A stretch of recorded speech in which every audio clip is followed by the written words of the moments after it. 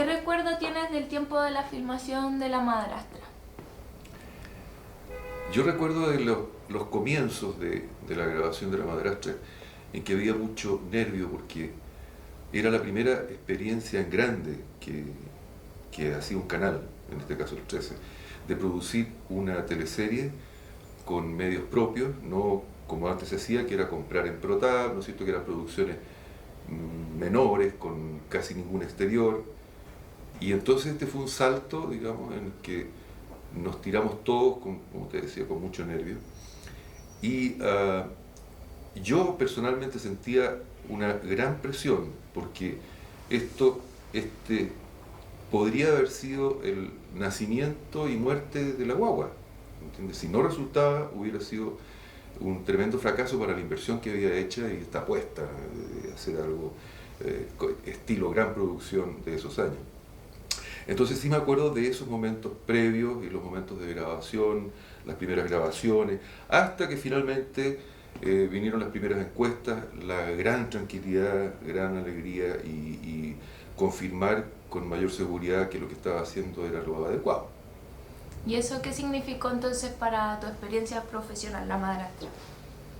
La partida, yo creo que la partida fue excelente, no solamente buena, produjo una nueva forma de ver el género en Chile, produjo una complacencia, un orgullo de que estas cosas se pudieran hacer en Chile y no solamente en otros países, y como Brasil, que indudablemente nos aventajaba porque tenía mucha mayor experiencia que nosotros. Pero estábamos en un pie, yo diría, en ese momento superior a Venezuela, Argentina, Perú y yo te diría México también. Así que, nada, fue una partida con fuegos artificiales. ¿Y qué significó para ti trabajar con Moya Grau? Trabajar con Moya Grau, en primera instancia, un gran orgullo. Indudablemente que al comenzar La Madrastra, él ya tenía mucha experiencia en radioteatro y en teleteatro. Por lo tanto, era una apuesta también muy bonita.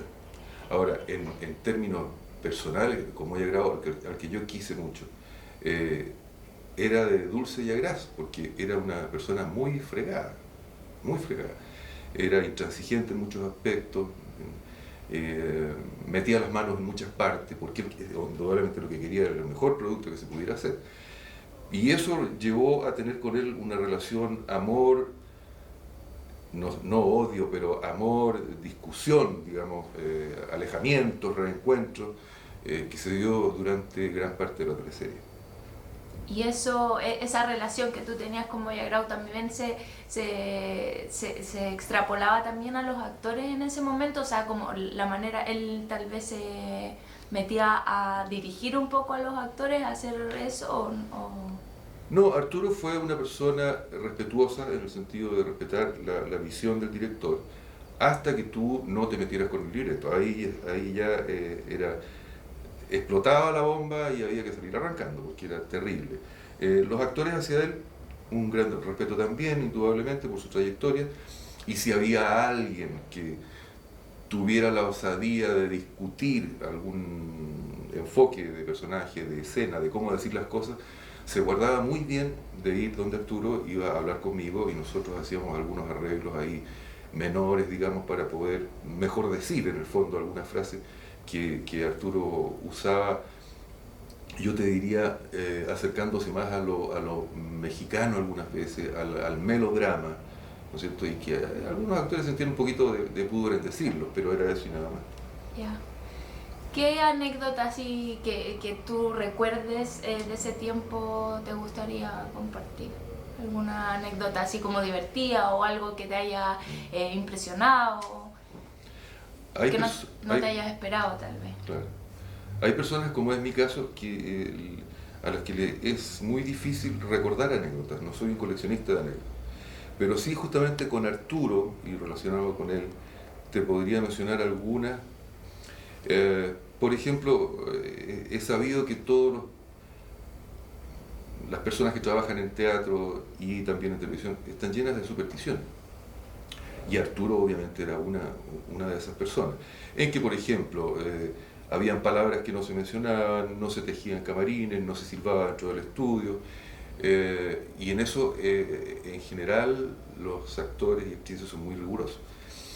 Entonces un día, inocentemente, le digo, mira, hay un cambio de vestuario, te hicieron una chaquetita, ponte esta. Y era una chaqueta amarilla. Y él vio esa chaqueta de color amarillo y me dijo, por ningún motivo yo no uso ni acepto cerca mío ninguna cosa que tenga color amarillo. Eso de partida. No me pienso. No, nada amarillo. Nada amarillo. No quiero ver el color amarillo cerca mío. Entonces lo tomé, le dije, acompáñame. Y fuimos al set donde él tenía su taller como personaje, ¿cierto? Y estaba pintado de amarillo pato, así un amarillo furioso entero, y había grabado en escena. Mira, le dije, mira el colorcito en el que te estás metiendo. Claro, quedó para adentro, no supo qué decir, siguió enojado indudablemente, pero bueno, pasó, eso fue.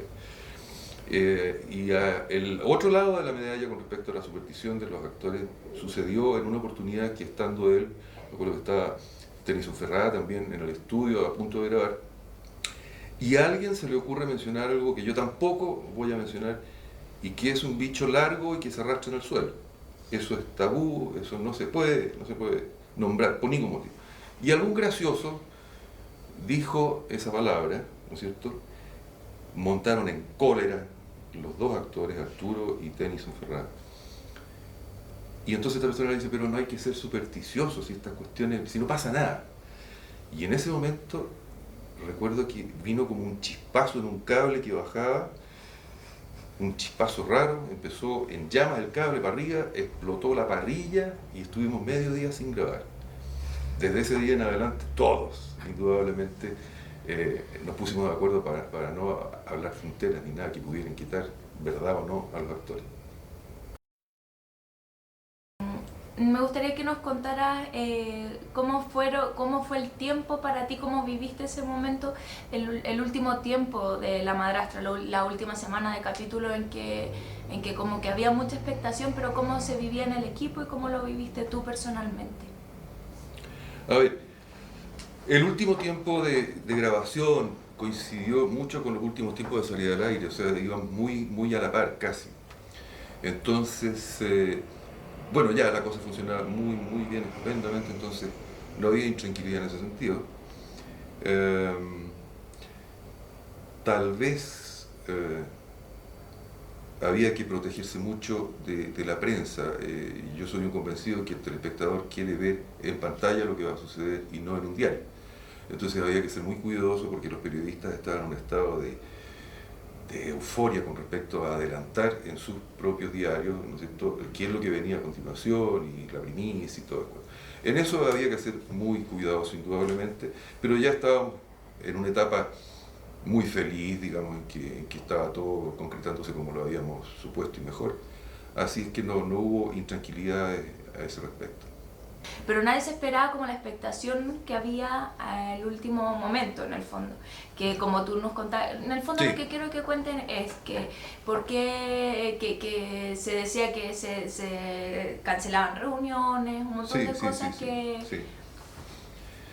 Bueno, los finales de La Madrastra fueron sumamente esperados, ¿no es cierto?, noticiosos, y se produjo un fenómeno sociológico con respecto a esto, de que nadie quería perderse, ¿no es cierto?, los capítulos de La Madrastra, como en esos tiempos obviamente no había ni DVD ni VHS ni nada, la cuestión era verlo en directo en la salida al aire o no verlo nunca más.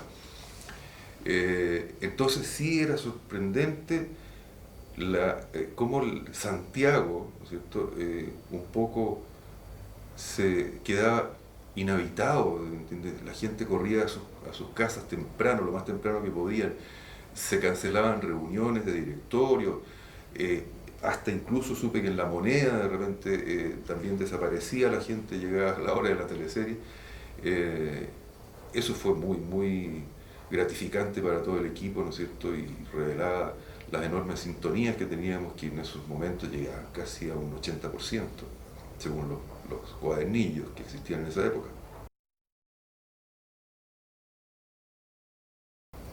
¿Cómo manejaron ustedes con los actores esto de que no se supiera el final? Manejamos el que no supieran los actores del final justamente de la forma más simple, no contarles el final. Porque la tentación de repente de ser compadre con algún periodista y darle el dato, ¿entendés? Se evitó completamente. O sea, los actores realmente no tuvieron idea de cuál era el gran final, que resultó siendo a lo mejor otro que postulaba Arturo. Y el final que la gente esperaba era saber quién mató a Patricia y no quién no era el hijo de Esteban, que era el hijo del personaje de la Nelly Meruane, que él lo adoptó. Esa cosa para la gente no tuvo mayor interés, pero sí mucho el quién mató a Patricia. Y por ahí se centró la gran expectación de los finales de la teleserie. Yo estuve grabando, digamos, escenas finales y editando y musicalizando el capítulo final el mismo día que iba al aire. Y cuando me fui a mi casa, que no estaba cerca de Canal 13, me demoré 10 minutos en lo que antes me demoraba media hora, porque no habían autos, o sea, era muy poco. Así es que, nada, pues así se vivió en los capítulos finales. ¿En qué momento se decidió que hubiera más de un final en el fondo? Existió siempre la gran inquietud de no develar el final, ¿no es cierto? Entonces, el dilema era cómo hacerlo de tal forma que no hubiera ninguna filtración, ni siquiera del actor o la actriz que fuera la real asesina. Entonces se me ocurrió que la única forma era que los 5 sospechosos principales del asesinato grabaran todos el mismo final en el Hotel Carrera de esa época. Y entonces en edición nosotros teníamos ya claro quién era la asesina, Estrella. Se editaba en el momento, prácticamente un par de horas antes de salir al aire, esa escena, y así no había ningún trascendido posible. Fue impresionante ver a Santiago desierto para la transmisión del último capítulo de La Madrastra. ¿Cuántos finales hubo? ¿Y cómo se manejó el final entonces? ¿Y quiénes? Claro. La verdad es que los finales de La Madrastra, los posibles finales fueron 5. Sin embargo, escrito y actuado era uno solo. Eran las mismas acciones, las mismas palabras para los 5 finales, ¿no es cierto? Que hicimos, como ya dije, para esconder un poco el que se transmitiera esto a la prensa y mantenerlo todo muy en secreto. Entonces yo grabé en el Hotel Carrera, en una pieza que supuestamente estaba ubicada en Estados Unidos, en otro hotel, el asesinato de Patricia por parte de Donato, que era Jaime Badel, de Estrella, Gloria Mixmayer, Serafín, Eduardo Saldívar, Felisa, la Silvia Santelices y Boris Mario Lorca. Ellos fueron los que por turnos entraron a grabar esta cosa y ninguno de ellos supo si era realmente en ese momento grabado como el asesino o no. ¿Y cómo no sospecharon, que cada uno de los actores no sospechó que no era el asesino en el fondo? ¿Siempre creyeron que eran ellos el asesino? ¿Cómo manejaste eso en la dirección? La verdad es que la trama estaba contada de tal forma que cada uno de ellos era perfectamente posible que fuera el asesino. Cada uno tenía motivaciones. Y en la escena en que se resolvía esto, ¿no es cierto?, con la Yael Unger acusando a su asesino, se daban los detalles que explicaban que perfectamente podía haber sido cualquiera de los 5 el asesino definitivo. Entonces, no tenían mayores pistas porque habían algo de la historia, del pasado, digamos, que ellos desconocían como actores y en el momento en que tuvieran ese enfrentamiento iban a conocer, no antes. No existía ese antecedente literario o argumental. ¿Quiénes eran los que conocían el final de La Madrastra? Yo creo que era una logia muy pequeña. Yo creo que, aparte de Arturo y obviamente su mujer, que lo acompañaba mucho a escribir, estaba el productor general, que era Ricardo Miranda, y yo. No creo que haya pasado a más personajes la verdadera resolución final. ¿Es cierto que Moya Grau fue a la notaría a dejar constancia cuál era el final? Fue a la notaría Arturo por una razón muy simple. Eh, Podía ser acusado de que a última hora cambiara el final según le conviniera o según la prensa especulara. Entonces él dijo, no, yo voy a llevar esto ante un notario para que con tal fecha, con, no sé, 2, 3 meses antes del final o algo así, quede inscrito que este es y que no lo voy a cambiar a última hora. Esa fue la razón. ¿Cómo se enteró Gloria Münchmeyer de que ella era la asesina? Cuéntame detalladamente eso. Eh, la asesina de Patricia se enteró de la peor forma porque fue la noche anterior a la grabación en que la llamé por teléfono, le hice llegar un sobre con la escena y le dije, esto es lo que tú grabas mañana a las 9 de la mañana y que te se indica como la asesina de Patricia. Entonces, aparte de la responsabilidad que ella sintió, los nervios, la gente indudablemente ya veía venir la reacción, la gente poco de repente hacía como un solo paquete con la realidad, con la ficción, y le pasó que después de que esto salió al aire, mucha gente le gritaba en la calle, asesina, maldita y cosas terribles. ¿Cómo viviste tú después eso de cuando ya terminó La Madrastra? ¿Cuál fue la vivencia tuya al terminar definitivamente la teleserie?